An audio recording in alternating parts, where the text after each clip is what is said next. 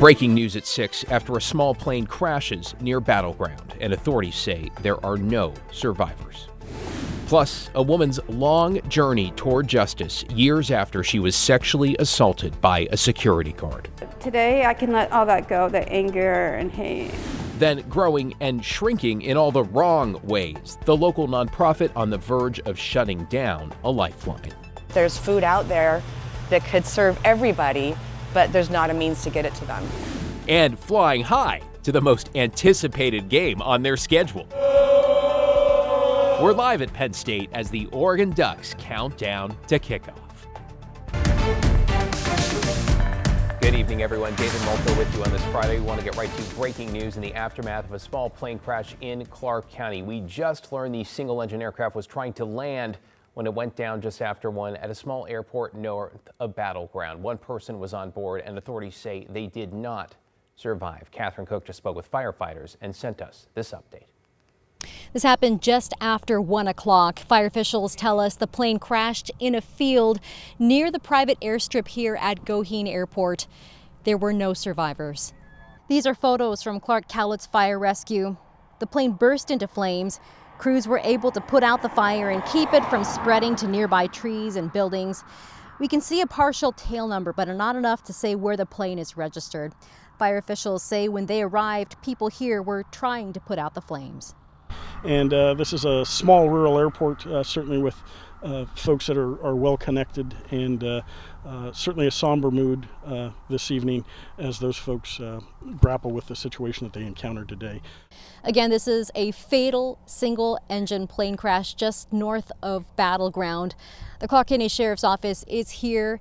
They're coordinating with the NTSB and the FAA, who will take over the investigation. Near Battleground, Catherine Cook, KGW News. Catherine Cook there. Stay with KGW for updates on this breaking news as they come in on air at kgw.com and on our free TV app. That is KGW+. All right, to the countdown to kickoff now, because we are less than 24 hours out from one of the most anticipated matchups of the college football season. The vibes and apparently the nerves now feeling very real as the Oregon Ducks get ready to take on number 3 Penn State. Let's get right to Orlando Sanchez, who you might say joined the flock in heading east to State College, Pennsylvania. Orlando, how are you feeling about the big game? You know, it's been good. As you mentioned, the vibes are there. It's giving big game energy. And that's why we are here to cover this game. NBC and KGW will have it live for you on your screen. So make sure to join us tomorrow night. As you mentioned, the countdown is totally on for this game. And just a few weeks into the regular season, and it doesn't get much bigger than this. A top 6 matchup, 2 teams running it back from the Big Ten championship game, but this time they're here at Beaver Stadium in Happy Valley, USA. The Ducks have been preparing for one of the most iconic atmospheres in college football. A whiteout crowd of more than 100,000 fans. A game Penn State had an extra week to prepare for coming off the bye. The Nittany Lions are loaded with experience and sport one of the stingiest defenses, while Oregon sports a top 10 offense and defense. And this matchup is so intriguing, ESPN's College Game Day has set up shop here on campus, picking this Big Ten matchup over other marquee games around the country. And while the Ducks and Nittany Lions are both undefeated, we're going to find out who they really are tomorrow. Shocking thing to think that the opponents of these two teams are combined 1-14 against FBS competition. And none of them, regardless of level of play, have a winning record. None of them. So, this is almost like the season opener for both of these teams in a lot of ways after completing their preseason schedule. One major storyline that I think Ducks fans have really been hoping for is that Penn State has struggled to win these big games under head coach James Franklin, going just 4-20 against AP top 10 teams. So there's a little silver lining there, David, for Ducks fans. I mean, we'll take what we can get, right? I'm curious to know, though, what do you think the keys are when it comes to winning? Yeah, David, I think it starts with the ground game. Oregon has to be able to slow down their rushing attack. They have a two-headed monster. They know what to do with the ball on the ground. They ran for almost 300 yards against the Ducks in the Big Ten title game. Also, I'm curious to see how these two quarterbacks play. Drew Aller has been inconsistent for Penn State this season, and Dante Moore, the quarterback for the Ducks, well, this is his biggest game of his college football career. Now, in terms of what's at stake, the winner of this game will move into the driver's seat to get back to that Big Ten championship game and one step closer to the college football playoff and that ultimate prize of winning a national championship, David. That beat high stakes, only getting higher. Looking forward to see how things shake out tomorrow. Orlando, sleep well. It's going to be a big day. Stay with KGW for coverage of the big game, including a pregame special countdown to kickoff this evening on our free TV app, KGW Plus, streaming at 7:30 with more coverage live on KGW tomorrow at 3:30 in the lead up to kickoff, which is, by the way,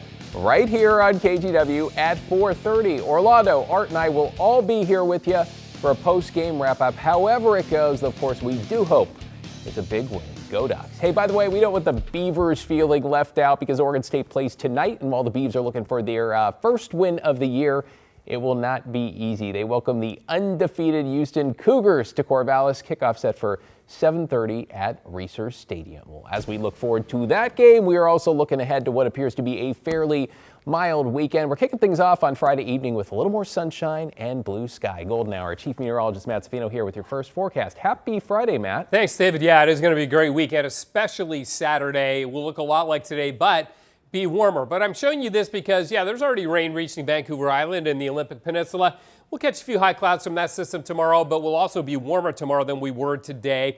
So that's one story that we're following. The other one that we'll be following all weekend and early next week is the development of what is likely going to become Tropical Storm and then Hurricane Imelda. Right now, it's an unorganized potential tropical cyclone, but it should get its act together over the weekend and may produce some really heavy rain in the southeastern U.S. next week. We'll keep you posted on that. But for the meantime, warm, dry, and beautiful on Saturday. Clouds roll in on Sunday, and then rainy and cool next week. And not just for a day, but this will be our longest stretch of rainy days since at least June and probably May. We're probably going to get at least 4 days in a row with some measurable rain. It's not going to rain every hour of every day, but it's going to be a big switcheroo from where we go tomorrow, which is this. Mostly clear, 54 in the morning, 64 by afternoon, and late afternoon we'll be in the 70s. In fact, we're headed for about 80 degrees tomorrow. So again, it's going to be potentially the warmest day of the rest of the year. Hopefully not, but it's got a shot. David? Got to enjoy it while it lasts. Thanks, Matt. So I knew I could do it. I had to. If not for me, there's other victims, and this is the main reason why I'm here today, too.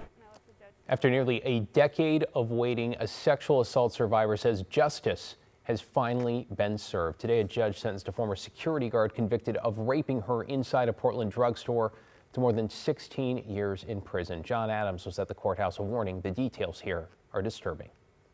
Marianne Stott told me it was an emotional morning for her, saying she finally received justice after 10 years of waiting. This all started when Daniel Casanelli was working as a loss prevention officer at a Portland Rite Aid in 2015 when he accused Stott of shoplifting. Police say he then took her into the store's basement and raped her, threatening to report her for stealing if she said anything about the attack. Stott underwent a sexual assault forensic exam after the incident, but there wasn't enough evidence at the time to link the crime to Casanelli. But years later, a break in the case thanks to the Sexual Assault Kit Initiative. The grant allowed for more advanced testing of rape kits, which led to the case being reopened. I have a lot of anger towards him of what he did to me. But today I can let all that go, the anger and hate, I can let go and just work on myself. Casanelli was arrested in 2022 and convicted earlier this year. He will serve 16 years behind bars and supervised release when his jail time is over. In downtown Portland, John Adams, KGW News. If you or someone you know is a sexual assault survivor, know that help is available 24/7. Just call the National Sexual Assault Hotline at 800-656-4673. Again, that is 800-656-HOPE. In your headlines this evening, a man who pleaded guilty to groping a child at a Southeast Portland supermarket has now been sentenced to 4 years in prison. Surveillance video from inside the Hawthorne Fred Meyer shows 43-year-old Adam Caldwell following a 10-year-old before inappropriately touching her. Video from outside the store shows him driving away. Caldwell pleaded guilty to attempted sexual abuse in the first degree, and upon his release will be required to register as a sex offender. Multnomah County leaders are warning of difficult cuts ahead as they start the process of rebalancing the county's budget. They say it is due to cuts at the state and federal levels for health care, housing services, and shelters. Because of that, the county will see a drop in the number of available shelter beds, and people could lose access to rent assistance. There will be public work sessions to consider these adjustments starting early next month. In Tigard, City Council plans to appoint one of their own to the top job after the mayor there abruptly resigned. Heidi Lube said that ongoing conflict with other city councilors and city staff was behind her decision to step down. The council is asking for the public to submit questions to the 2 city councilors who say they want the job, Jeanette Shaw and Yi Kang Hu. Both will get to make their case at the next council meeting. That's October 7th, and council will vote on a mayor after that.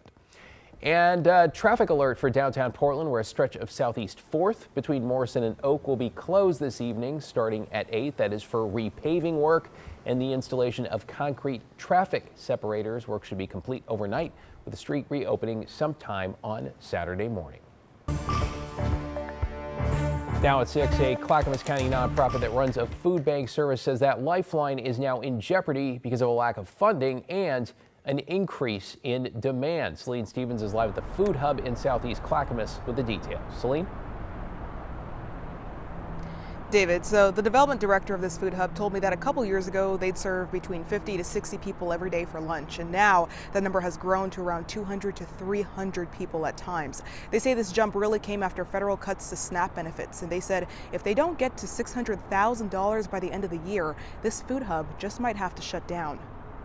The number of people is growing. The money that we need to keep this going is not. It's going under. Kelly Edwards has volunteered with the Clackamas Service Center for years, an independent nonprofit that provides various services to those in need, like showers, clothing, food, and more. I would come here every day if I had time. That's how much the need is. To meet that growing need, the organization added a food hub in 2021, a warehouse that tripled the amount of food they distribute to the community. But now that operation is at risk. That was a different time because so many people had money they weren't spending out in the world and were sharing it with us. And now with what's going on in the world, our donors are going to the grocery store and having a hard time sometimes paying for their food. So that impacts what they have to share. Development Director Krista Harper says recent cuts to federal programs like SNAP are making the situation worse. We're already seeing increased need, and there will be more need coming. That means even more kids and families are relying on their help. From the numbers we've compared at our own locations, we've seen at least a 21% increase over the last year.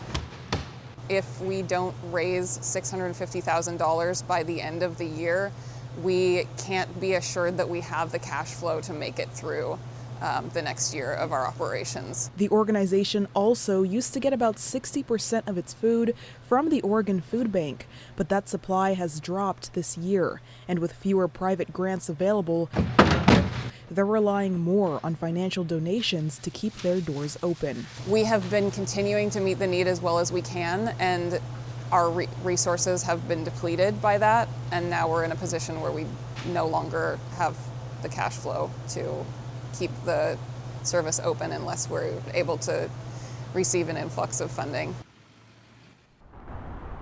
Now, she says they have a campaign called Save the Food Hub, so if people would like to donate to that, they can find out more at the Clackamas Service Center website. David? Yeah, that need clearly so great. Celine Stevens of Clackamas County. Thanks, Celine.